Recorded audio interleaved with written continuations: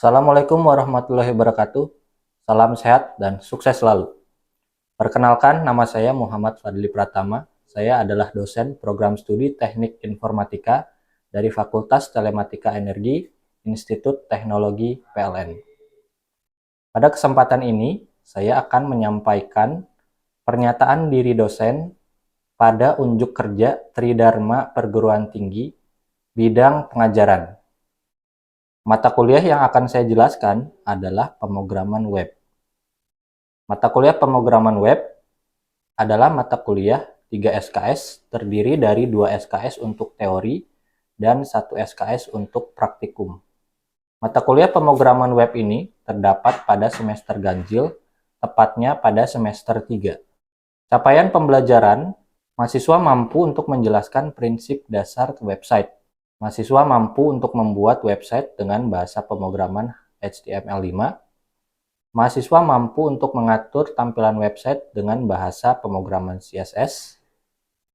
Mahasiswa mampu untuk menampilkan tampilan website yang telah dimodifikasi dengan JavaScript.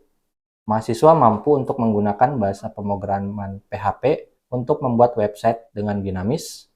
Mahasiswa mampu untuk memilih pembuatan website yang cocok sesuai dengan kebutuhan penggunaan berdasarkan platform pembuatan website.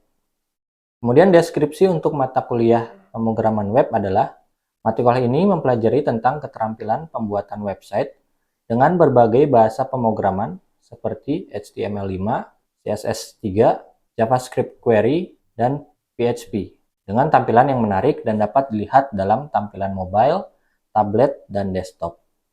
Pembelajaran pemrograman web ini diperlukan demi menunjang kebutuhan revolusi industri 4.0, di mana pengguna teknologi menggunakan website untuk menjadi sistem utama atau bahkan memonitoring untuk kebutuhan energi di Indonesia. Materi pembelajaran untuk mata kuliah ini adalah sebagai berikut. Yang pertama adalah Introduction to Website, kemudian yang kedua adalah HTML and Form, HTML Div and Table, Cascading Style Sheet, Responsive Website with Bootstrap, Introduction to JavaScript, JavaScript with jQuery, kemudian Introduction to PHP, Function and Selection with PHP, PHP Structure and Slicing, Database with PHP MyAdmin, kemudian Login Page with PHP and Database Connection, kemudian Content Management System, dan terakhir adalah Web Builder. Pustaka ataupun referensi yang digunakan pada mata kuliah ini adalah sebagai berikut, yaitu Learning Web Design 5th edition oleh Jennifer Nirdes Robin pada tahun 2018, kemudian Bootstrap 4 Responsive Web Design by Silvio dan rekan-rekan pada 2016, kemudian JavaScript for Beginners pada tahun 2017, dan terakhir adalah kita akan menggunakan modul praktikum pemrograman web. Media pembelajaran untuk mata kuliah ini adalah yang pertama kita akan menggunakan sarana dan prasarana ruang laboratorium, kemudian komputer, yang terakhir adalah Learning Management System, dapat juga menggunakan Microsoft Teams, Microsoft Streams, dan media sosial lainnya. Metode pembelajaran untuk mata kuliah ini adalah sebagai berikut. Yang pertama adalah menggunakan ceramah, kemudian menggunakan simulasi dengan studi kasus, selanjutnya adalah diskusi, presentasi, dan tanya jawab, yang kemudian diakhiri dengan feedback setelah perkuliahan selesai. Penilaian pada mata kuliah ini akan menjadi beberapa bagian. Yang pertama adalah kehadiran mahasiswa, yaitu 10%, tugas harian 40%, kemudian ujian tengah semester 20%, yang terakhir adalah ujian akhir semester 30%. Baik, untuk contoh pembelajaran akan dilanjutkan pada video selanjutnya. Jadi yang pertama kita akan bahas tentang prakata ya mungkin ya. Apa yang akan dibahas. Jadi yang dibahas ini ada 3. Kita mulainya sebenarnya dari mana sih, terus apa yang harus dilakukan, lalu toolsnya nanti untuk melakukan web design ini apa. Oke, yang pertama sebenarnya kita mulai dari mana sih ya. Terus kita pengennya tuh sebenarnya mau jadi apa. Jadi kalau ada dua tujuan untuk buat web. Jadi kita bisa buat web itu dengan 2 cara. Jadi yang pertama itu adalah website pribadi. Dengan website pribadi ini kita bisa membuat website itu secara yang pertama cepat, terus kita bisa pakai template-template yang udah ada. Jadi contoh yang ada di sini adalah kita namanya website namanya Squarespace. Jadi di Squarespace ini dia bisa buat tampilan website itu secara otomatis. Nah ini contohnya, jadi kita nggak usah coding lagi. Ada coding tapi mungkin minimum nih, kayak yang WordPress ini minimum sekali. Jadi ada Squarespace, Wix, Site Builder, sama Weebly. Ini ada web-webnya. Nanti silakan dicek sendiri. Kemudian ada website custom. Nah, website custom artinya ya berarti websitenya beda ya antara yang udah kamu buat sama yang ada sekarang ini.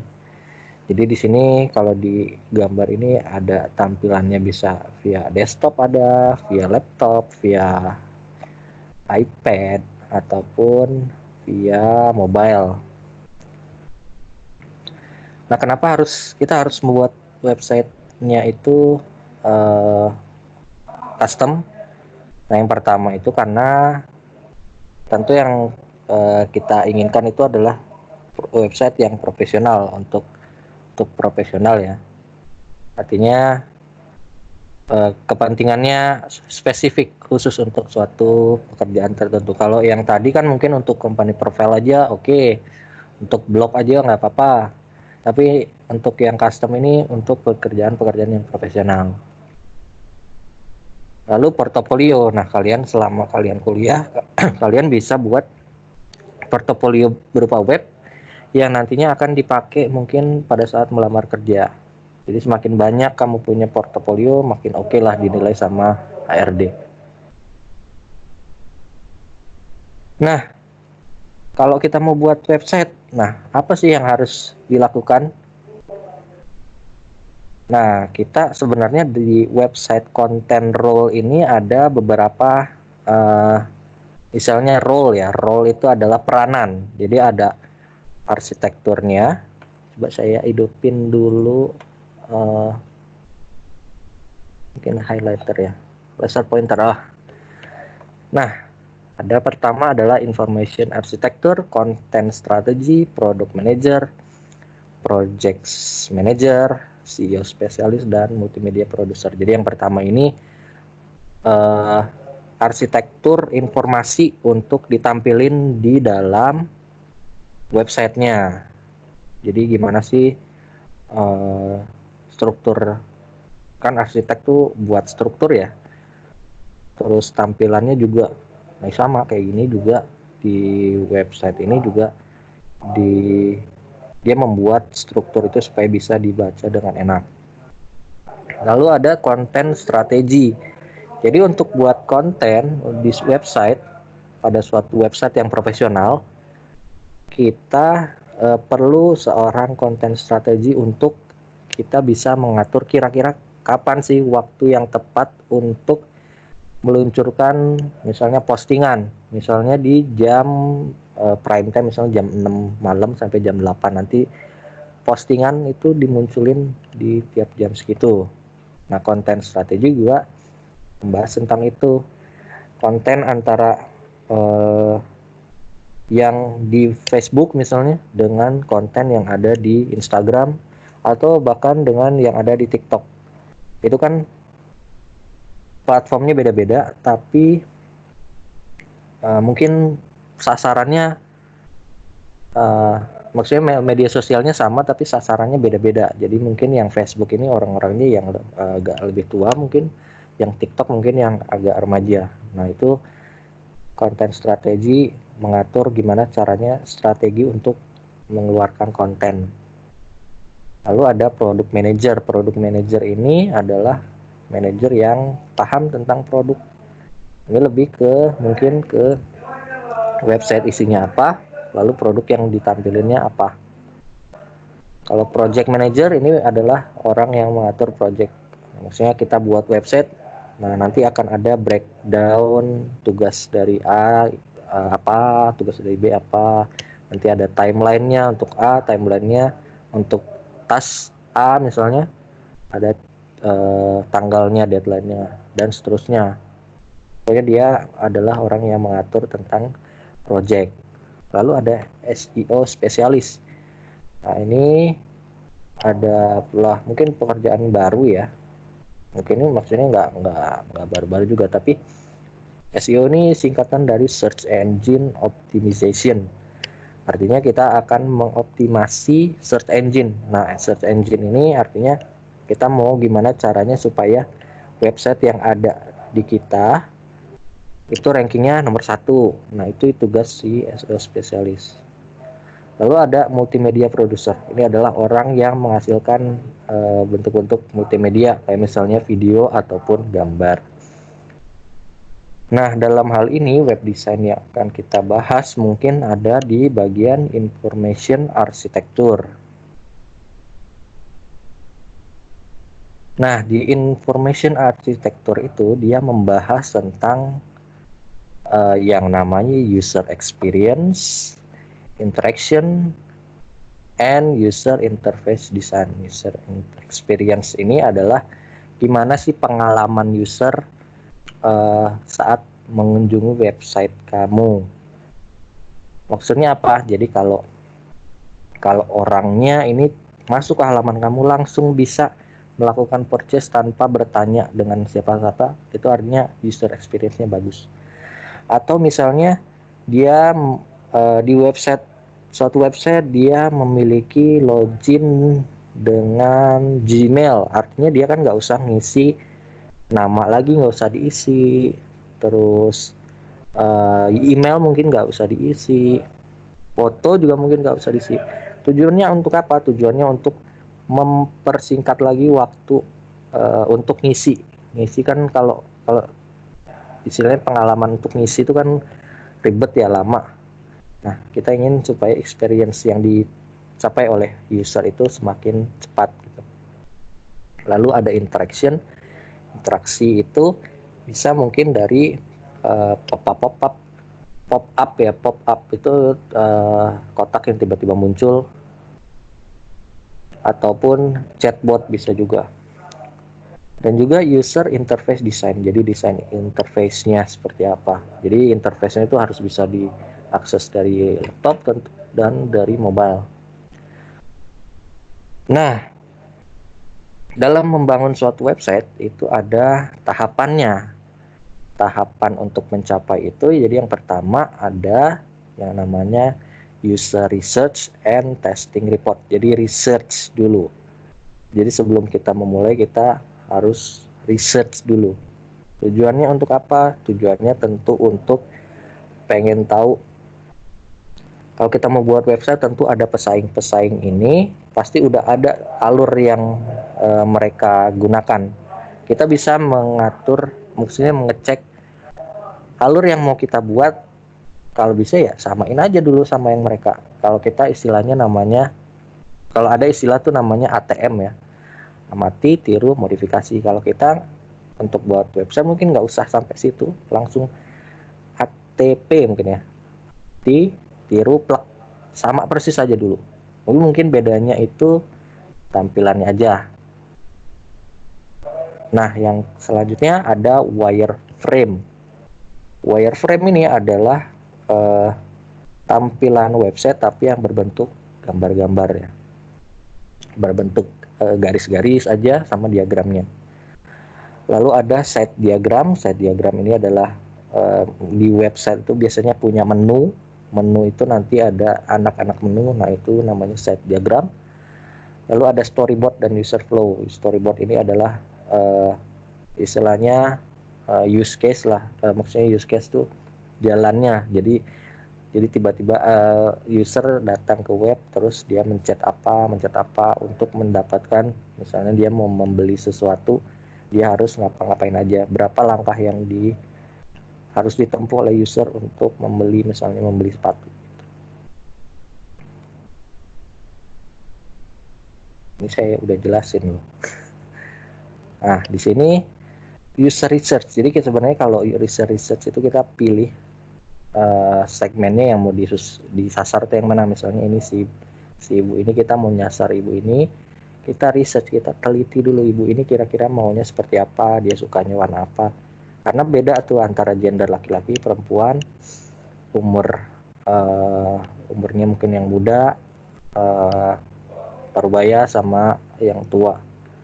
Itu beda-beda. Lalu ada, nah ini wireframe itu berupa garis-garis ya. Nantinya akan ada keterangan, karena mungkin ya keterangan-keterangan untuk menjelaskan tentang webnya.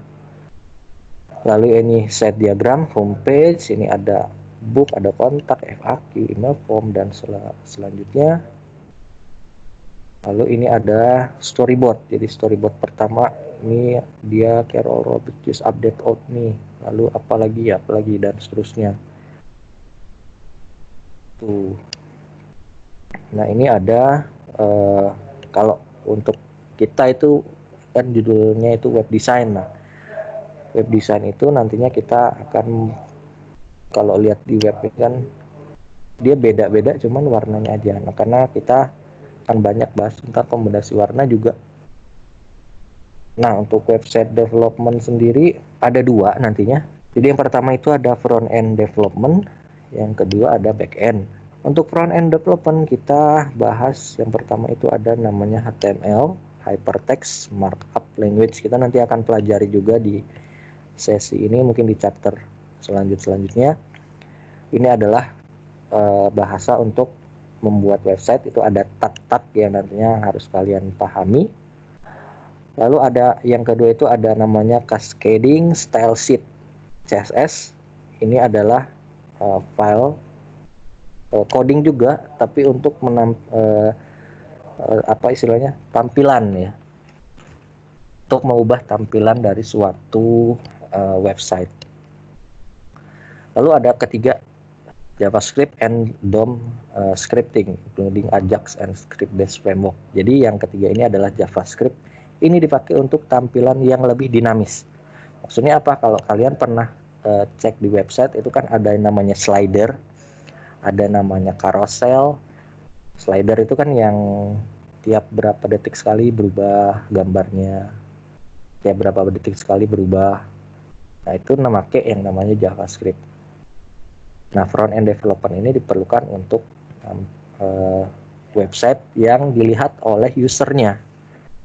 Jadi user tentunya melihat website kan front end-nya harus bagus ya, harus user experience-nya tadi yang main yang bagus gitu, interface-nya.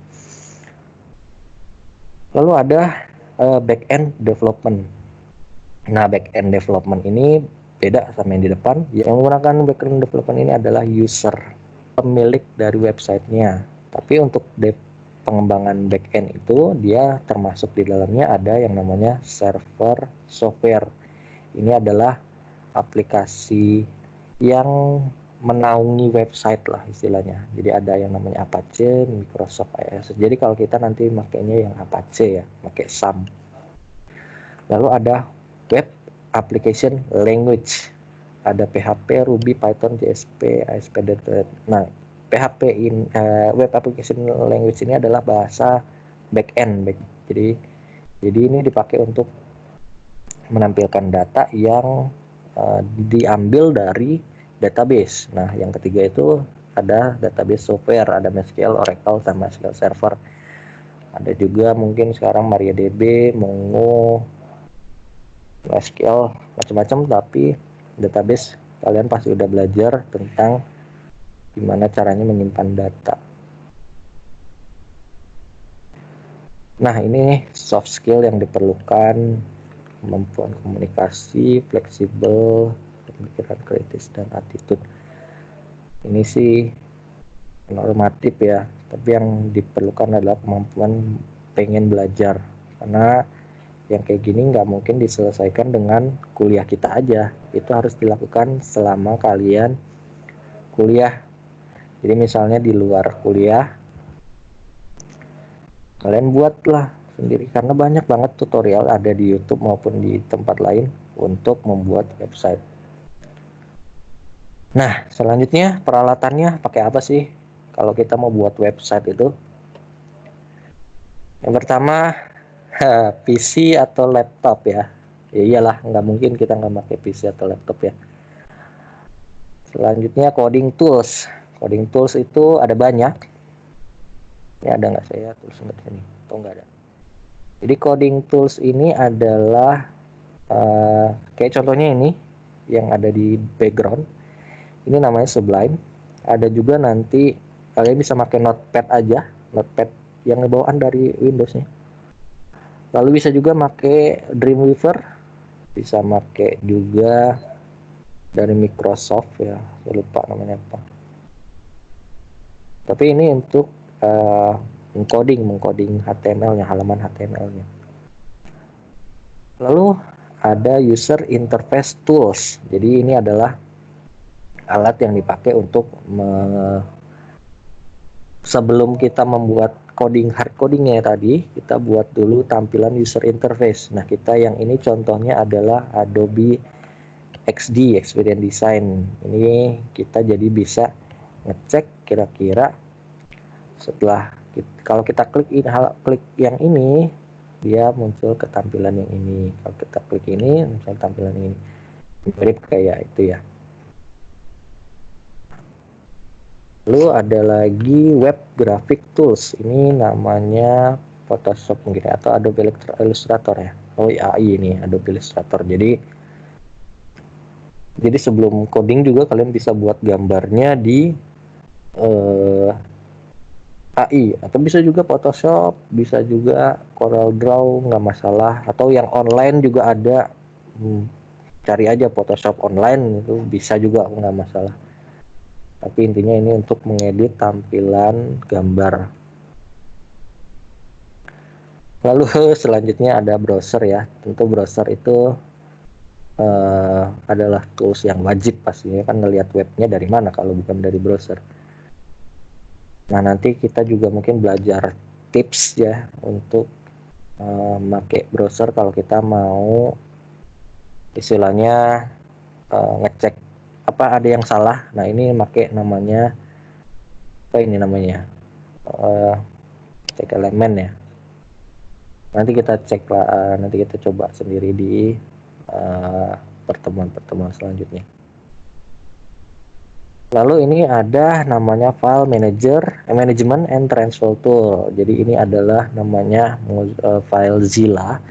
Ini namanya FTP management, file transfer protocol. Jadi kita mau pakai ini untuk ngupload ke website yang live, yang di www.apa gitu.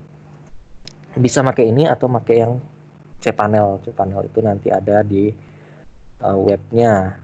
Tapi untuk yang kalau kita pakai ini, kita lebih istilahnya lebih gampang lah untuk manajemennya karena kita bisa banyak, bukan cuma satu web aja. Oke, mungkin ada pertanyaan dari materi yang udah disampaikan, silakan ajukan di kolom komentarnya. Oke, terima kasih. Assalamualaikum.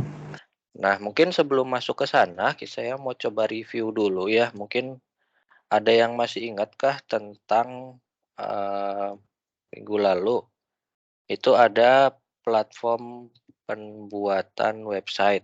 Ada yang masih ingat nggak? Bisa disebutin ada apa aja? Ada wix.com, Pak. Boleh sama WordPress. Boleh siapa yang ngomong teh? Di raise hand kali. Ada, Pak. Saya Bintang, Pak. Tangbin, Pak. Oke. Apa aja, Tang? Ada 4 ya? Ada apa aja? Saya ingatnya 2, ada wix.com sama WordPress. Oke. Boleh dicatat dulu kali slide-nya siapa?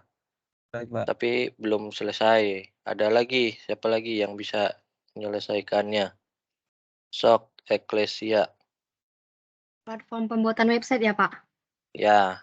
Ada 4, yaitu manual coding, framework, content management system, dan web builder.